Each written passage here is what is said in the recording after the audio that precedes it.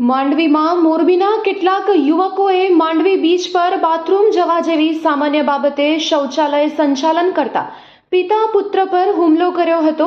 વૃદ્ધ પિતાને બંને હાથમાં ફ્રેક્ચર તેમજ માથામાં 7 થી 8 ટાંકા આવ્યા હતા અને પુત્રને પણ માથામાં 15 ટાંકા જેટલી ઈજા પહોંચી હતી।